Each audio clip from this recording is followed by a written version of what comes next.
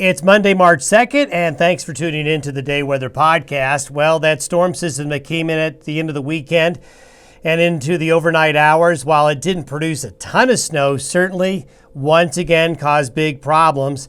This was Interstate 80 between Rollins and Wamsutter across southern Wyoming yesterday afternoon. Giant pile-up, chain reaction crashes, and Interstate 80 eastbound is going to be closed at least for a day across southern Wyoming between the Wamsutter, Rollins to Laramie areas.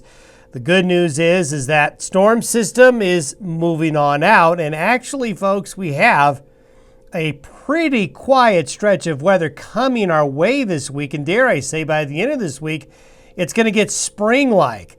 Now, we've got to get through today. Here is the jet stream pattern, and you can see this upper level low here in California is what threw moisture this way over the cold front, which is right here, that came through the area during the day Sunday.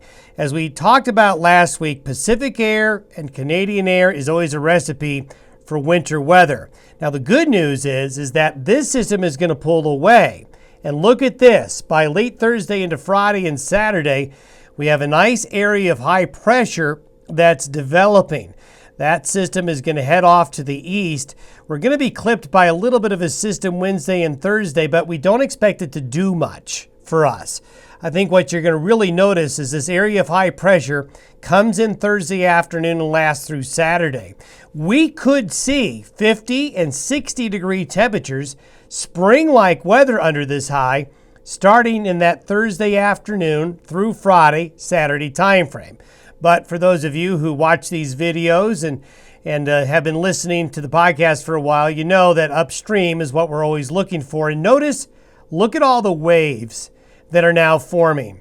We've got 4 waves here in this forecast across North America by the end of the week. So what tends to happen is we get into these roller coaster situations. You have winter weather, you have spring weather, you have winter weather, you go back to spring weather.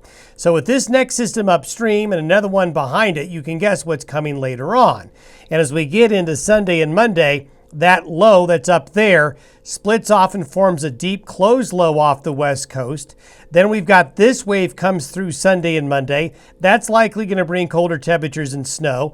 And that Pacific low will throw moisture this way over the cold Canadian air again. So we may have a similar situation Sunday and Monday that we just went through.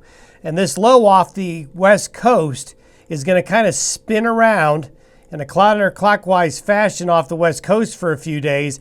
That could move in mid to late next week. So we've got a lot on the table. The good news about this time of year is that in between storm systems, you do have spring-like weather systems come in, like that high pressure that we're going to get here at the end of the week and into the start of the weekend. So get through today. Tuesday through Friday and Saturday's weather really looks pretty good.